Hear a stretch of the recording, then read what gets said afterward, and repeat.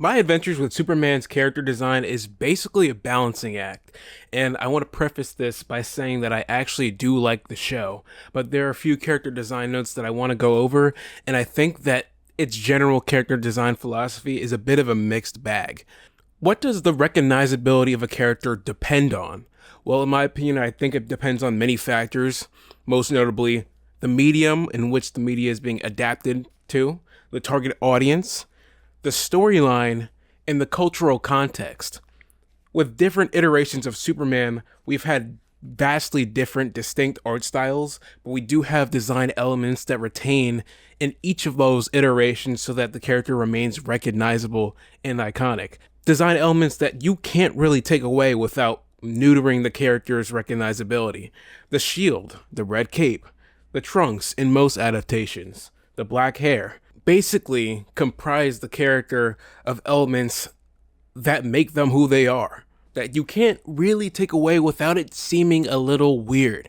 So the question then becomes, to what extent can characters visually change before they don't become recognizable anymore? Let's look at some success stories. Which characters' designs in My Adventures with Superman benefit the show, whether it be through its medium, through its tone, through its target audience, and through its cultural context? Number one is the man, the myth, the legend himself, Clarky Boy.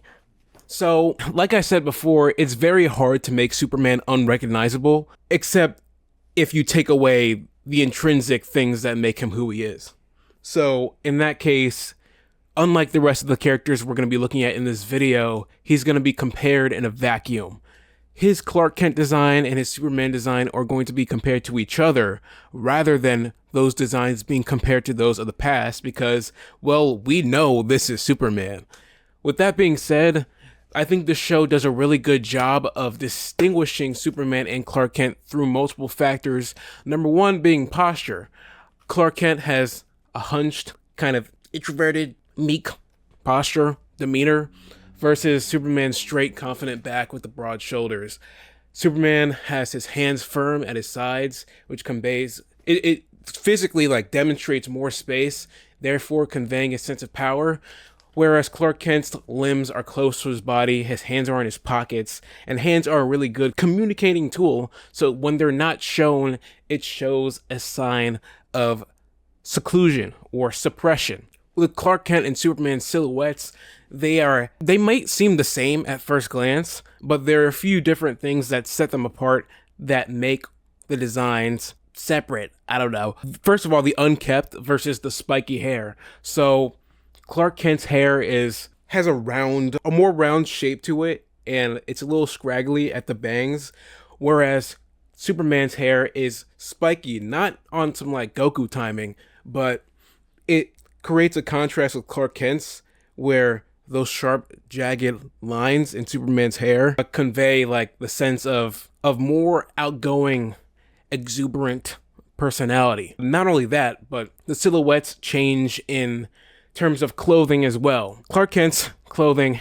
fits nicely into the silhouette of his body, which is form-fitting, whereas Superman's is also skin tight, but the cape creates a space-stealing silhouette rather, that takes up more space than he actually demonstrates physically in his like physical frame.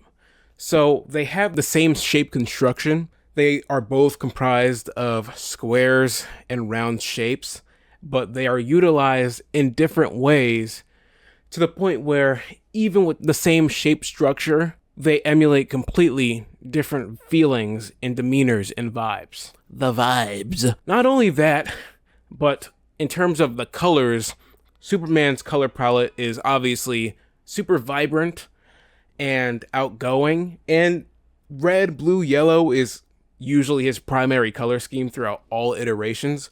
So there's nothing to really say there that hasn't been said, but compared to Clark Kent's more muted colors, neutral colors, unflattering, unsuspecting, it creates a really interesting dichotomy between the two, where if you knew Superman was Clark Kent, you could probably tell they're the same through the retaining design elements.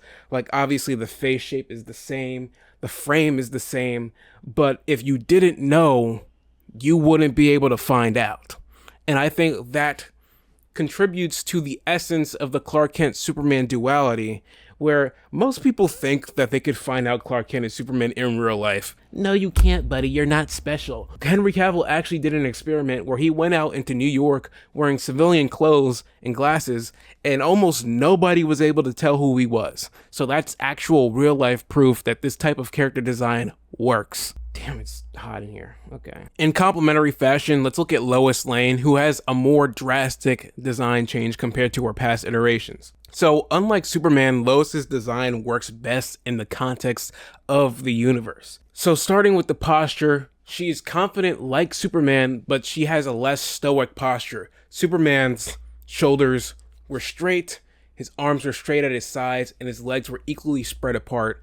And the cape took the same amount of space on both sides. Whereas with Lois Lane, like, we do have that confident posing, but it's more asymmetrical. With that being said, her hands in her pockets is non-existent, but in terms of the silhouette, she's lean and sharp, which directly contrasts Clark's broad and round silhouette. But just like Clark, or more specifically Superman, she has an overcoat that acts in a cape in a sort of way that creates more space than she physically takes up with her form.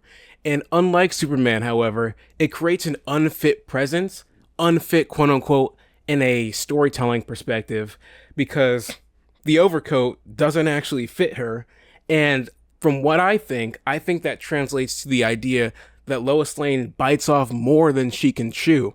She's like on the same level as Superman in terms of that dog in them, but unlike Superman, she's not invulnerable. She's taking on more than she could possibly handle at times. With that being said, her height difference also reflects that power dynamic, where it's like she is mentally and spirit-wise on the same level as Superman, but she's not a superhero, so therefore she still expresses like physical vulnerability. Moving on to the colors, her main color is green, which is a secondary color, which directly contrasts with Clark's primary colors.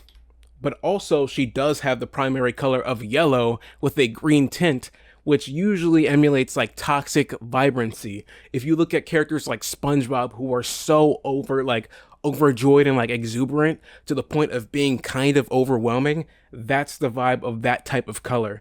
And I think that mixing that with the contrast of Clark's blue, red, and yellow works really well in showing the difference and similarity of the two. Also, she's melanated just a little bit, and I like bad bitches of color, but that also creates a more interesting design contrast with Clark in terms of just like general color palette. So I think that's cool. This is a far cry from the way Lois Lane is usually depicted in Superman media, like I said before. Her main color is actually purple, starting with the animated series. That was her main color that had been established, but I think the green also works as well. And this just works in the show's context. I have no problems with this. Moving on to Jimmy Olsen. I think this is my favorite personal design change because, hot take, Jimmy Olsen's normal design is corny and bad. Anyway, Jimmy Olsen, which was basically me approximately like 4 years ago, his strength lies in incongruity. Like, he's a little weird with it. His posture is unstable, but has an approachable disposition. So like Lois, his posture is not as straight as Clark's, but it's not necessarily in the same aura of confidence as Superman and Lois. Like, he's still outgoing, but he's not like, let me get this job done, I have that dog in me. He's more like down to earth in that aspect, and I think that his posture emulates that pretty well. And I think it complements his personality change, which is, out of the three, the biggest. For the better, because, you know, whatever. Silhouette is comprised of shapes from Clark and Lois. He has the round aspects of Clark/Superman, but the triangular aspects of Lois Lane. You can see the roundness in the hair being tapered off. It's generally a triangular shape, but it's being tapered off in a circle. Like, his face is a little rounder than the others. His jacket tapers off at the sleeves. The tie has triangular accents. but in general, it's not triangular to the point of being villainous because we do have round complements to it. Like the bag is rounded off at the corners. His jacket is rounded off at the corners. And that combination of shape language creates a unique design compared to the other two. And in conjunction with the accessories he has and the fucked up hairline that he has, it creates imbalance in an intentional way. Like he's quirky, like he listens to Tyler exclusively. And in general, like the silhouette is basically his wardrobe is fitless, and I think that creates a unique silhouette because nobody would actually wear this in real life, especially with that color scheme. Speaking of which, his color scheme is also a mix of Clark's and Lois, where he has primary colors as, you know, the overcoat, and also secondary colors with my fault, the shirt and a bit of the tie. It's like a complete mix between the two, which means, I guess that emulates that he's tonally adaptable. That combined with like the vibrant colors at the top and the muted at the bottom, it conveys like he's able to most easily emotionally adapt depending on the situation, whereas Clark and Lois are like two extremes, right? He's like the middleman. The colors are overwhelmingly vibrant, but they're also non-thematic, which plays into the idea that he's absolutely fitless, because the blue, like usually in character designs, like there's an even dispersion, I don't know, is that the word, of colors throughout the character's figure. Like with Superman, the red cape, the red trunks, the red boots, and the red shield. And then the blue creates like a balance between all that red. Jimmy doesn't really have that. Like it's a lot of vibrancy at the top and not so much at the bottom, which is a little fitless, but also he is quirky with it. So I think because of that character trait, it works. If you gave this type of fit to Lois, it would look ass and I would hate you. So again, the design is a far cry from what we know of Jimmy Olsen, but I think it works in the show's spirit arguably even better than his original design. Moving on to Scott DeWaz, Wii U. Lex Flippin' Luthor demonstrates strength and options. I'm sorry, it's so hot in here. It's like 90 degrees. Regardless, Lex Luthor has no official model sheet, so it's a little hard to assess his design from a full perspective, so I'm going to be taking broad strokes based on screenshots that we have seen in the show. So he balances traditional, the traditional Lex Luthor from Superman Birthright, specifically like flashback Superman Birthright, with the modern like Mark Zuckerberg, Facebook, Zack Snyder design. And because of that, I think that both versions of Lex Luthor have been established in DC media and they are equal.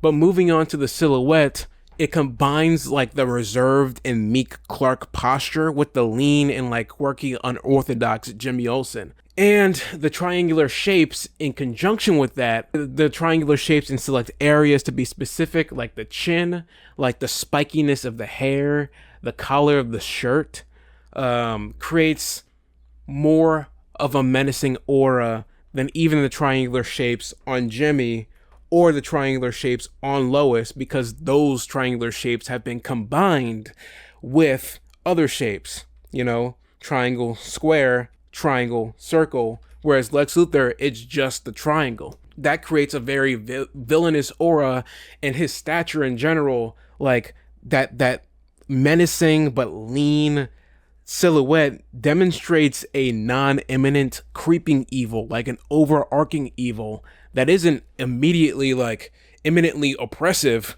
but he's a little snaky. He's snaky with it. In terms of the colors, unlike Jimmy Olsen and Lois Lane, who have some primary colors in their design along with the secondary colors, Lex Luthor is just all secondary colors, the green and the purple on his Green Goblin timing. And in conjunction with the white demonstrates like a clean and elite status, kind of like a higher upper echelon untouchable status. And when you transfer that white to the glare of his eyes, it emphasizes the mysteriousness on like some anime, like I've hacked into the mainframe type shit. And I think it works for Lex Luthor. If you had given this show, the bald, middle-aged man, Andrew Tate Lex Luthor, it wouldn't have worked because of the context of all the other characters in the show being in their young adulthood.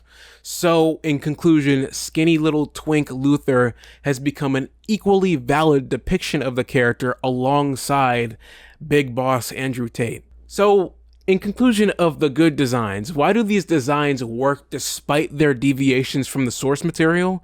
They work for what they are. They work for what they are. They complement the characterization and the narrative depiction of the characters in those shows, which in itself, they diverge from the source material moderately, but they still retain the essence of what the character is.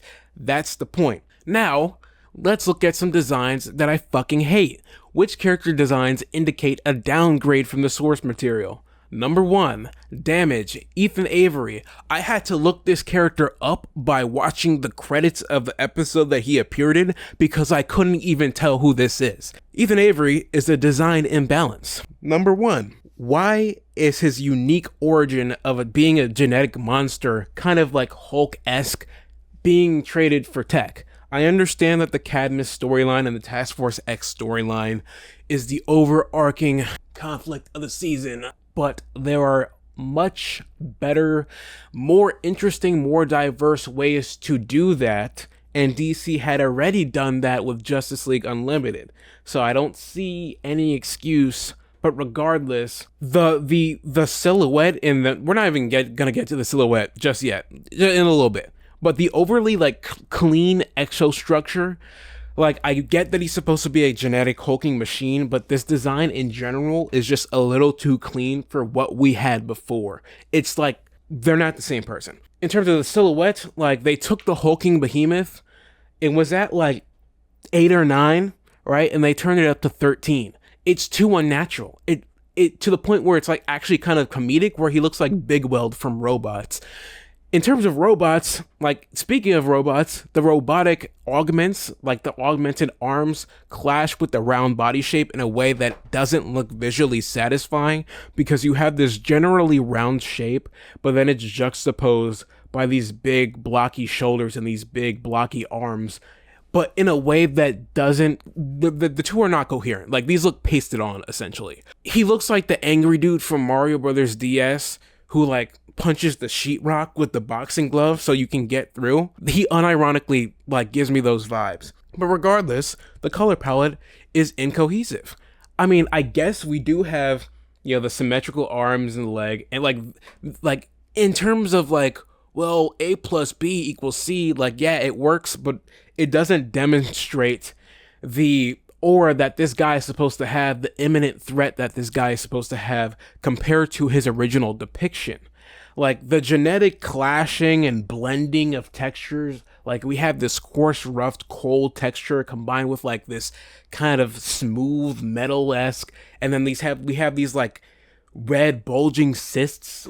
That's really impactful. That really delivers the idea that this guy is a genetic abomination, an experiment gone wrong.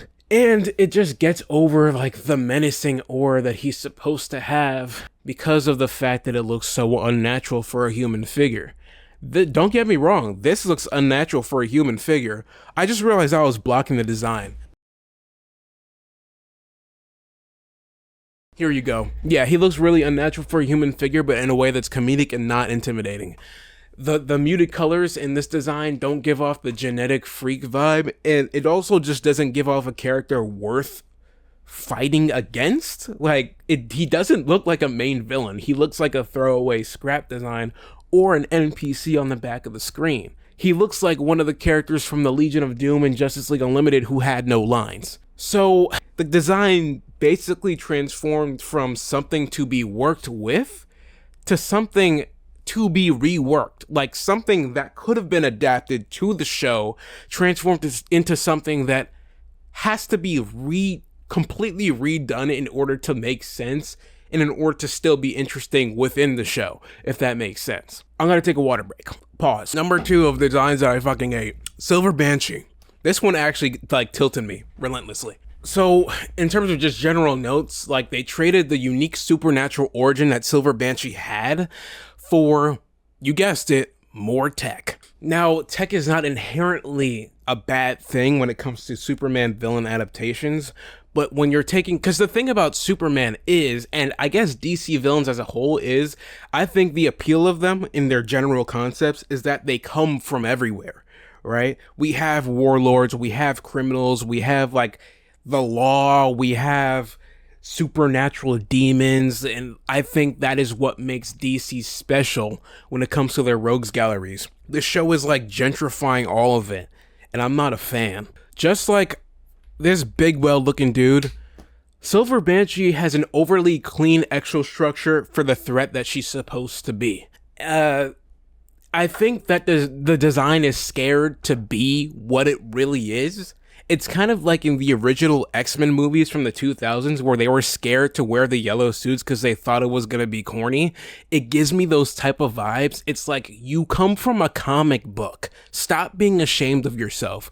Regardless, the silhouette trades the like shredded drape design and these like flowing ghastly strands of hair for something that we isn't too uncommon in the My Adventures with Superman universe. It's an overcoat like we've seen 1,000 times, but this time it's got frills, which is covered by the hair in the silhouette regardless, so it's like, okay, like, oh, all right.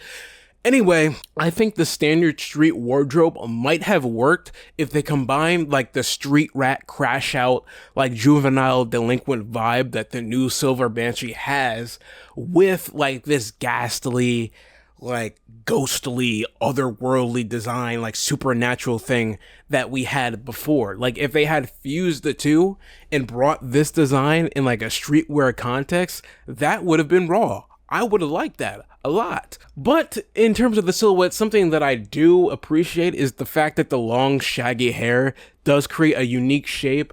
But in terms of silhouette uniqueness, that's basically it. It carries the design. In terms of the colors, the muted colors strike back. Once again. Like, this doesn't look like a villain to me. It doesn't look like a main, like, cause Silver Banshee is like one of Superman's ops, right? That's like part of the rogues gallery, right? Parasite, Darkseid, Lex Luthor, Lobo, like, she's part of that gallery, and you can't even tell. Like, if you didn't know this is Silver Banshee, you wouldn't be able to tell unless you watched the show. The skull aspect is barely translated. The flowing ghastly hair is not there. The color palette is not even the same. Like, you don't even know. And unlike Lois and Jimmy, where like their entire designs and even races were changed for the show, their character traits still stay intact, and they do have a contextual relationship to Clark, so you can easily tell, even if you were jumping straight into the show, oh, that's Lois and Jimmy, because of the way that they act, right? And the way that their designs complement Clark Kent. With the Silver Banshee, you can't tell any of that because there's not even a point to start. Like, the colors palette is of Silver Banshee originally is really unique because it is black and white, which are technically muted neutral colors, but they're so contrasting with each other, and like the striking red that is accented, you know, with those two neutral colors creates like a demonic, piercing, villainous aura, right? Whereas with the new Silver Banshee, it doesn't work. Like we were doing with Big Weld, it's basically just something that could have been worked with being regressed to something that has to be reworked entirely in order for you to know who the character is, which I think sucks. Number 3, oh, and this is the worst one, by the way. This one, I didn't know what the fuck they were doing, like what was happening in the room. Heat wave. We're cooked. No pun intended. Cause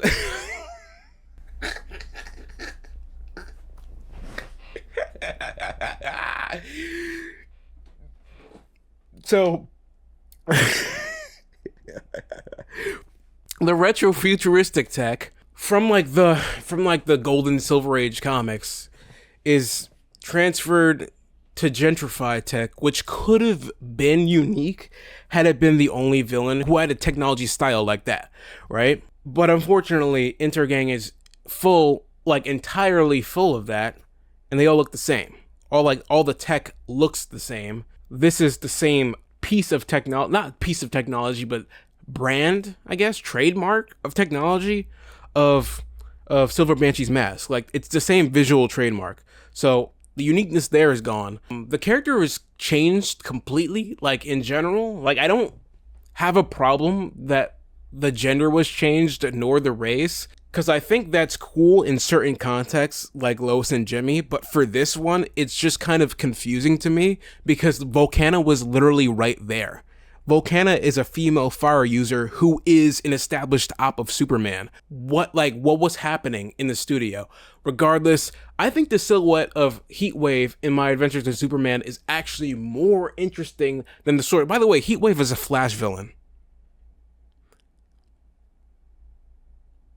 The silhouette is more interesting than the original design, but the design elements are misplaced and incoherent with what is established. Like, we could have worked with this, but it feels like they just put shit on the figure. This section is not as, like, structured and eloquent and, technical as the other ones, because I'm actually just confused as to where they started. Like, I actually don't even get the approach. The shapes are indistinguishable from an Intergang NPC, and the colors, just like Silver Banshee, but even to a bigger extent, the colors are too muted for them to be striking. Lex Luthor is Scott the Woz in a purple and green sweater, but the reason why he works is because he has intentional design elements that directly clash with Clark Kent / Superman and add elements from his friends.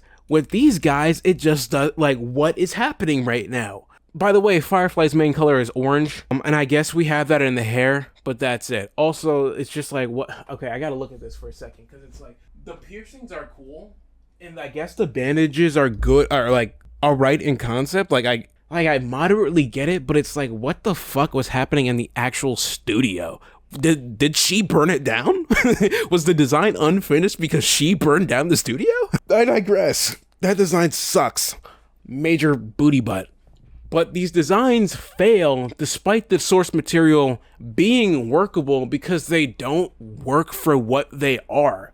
They don't complement the narrative depiction of the characters, and they don't respect the approach of the source material at all, because if they did, you would be able to tell who the fuck they actually are. Let's look at a case study from another DC property that isn't Superman, Batman. Why do most Batman villains stay recognizable throughout their many iterations? Batman has way more animated iterations than Superman has because DC is on their glazing time. But regardless, all their villains pretty much stay recognizable as they are, except for maybe Bane in the Batman 04. But, in general, it's they retain their same design elements, even if I don't like the designs specifically. I think Young Justice Joker looks like an E-boy cosplayer. He's still the Joker. I look at that for 0.2 seconds, oh, that's the Joker. They retain their characterizations and their narrative purpose through their designs. Joker is a clown. He stays a clown. The green hair and the ghastly white skin represent an inhuman aspect of the character.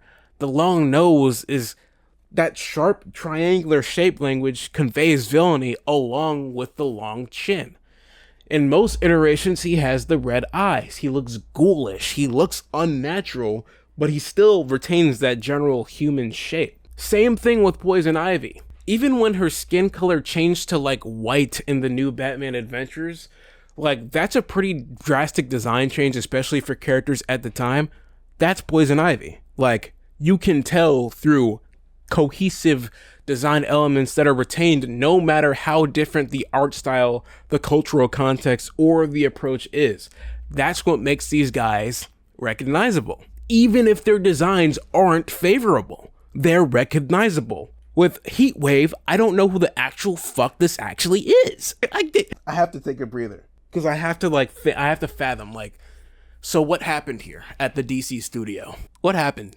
What happened, Jim Lee? I know he didn't work on the show. I'm tripping. But with that being said, back to the point, to what extent can characters visually change before they become unrecognizable? The answer lies in a careful balance.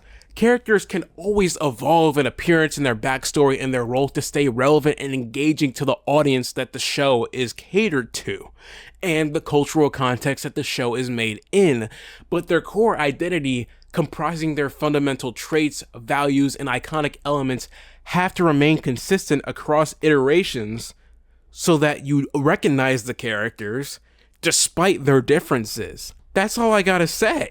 And keep in mind, I'm not a professional character designer who's worked with dozens of clients. Like, I've worked a lot on my own series.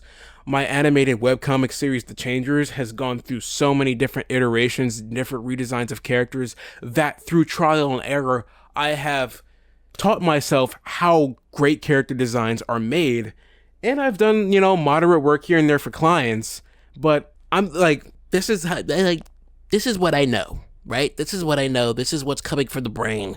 And that's all I gotta say. In general, My Adventure with Superman is raw.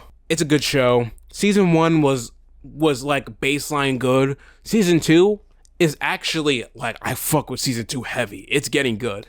The show is getting better as time progresses, and I hope and pray that for season 3, the villain designs are even better. The hero designs are even better. They take notes from what criticism they got, because I know for a fact, see, I'm not even like on the internet like that anymore, but I know for a fact that Heatwave's design got tons of criticism because it's like DC fans, right? If they take notes, they're set. Like, that's basically all I gotta say. Like, peace out. Oh, by the way, I forgot to say this, but I'm kind of a hypocrite because Black Clark Kent would go hard as fuck. 50 likes and I redesigned the characters that I covered that I didn't like. Peace.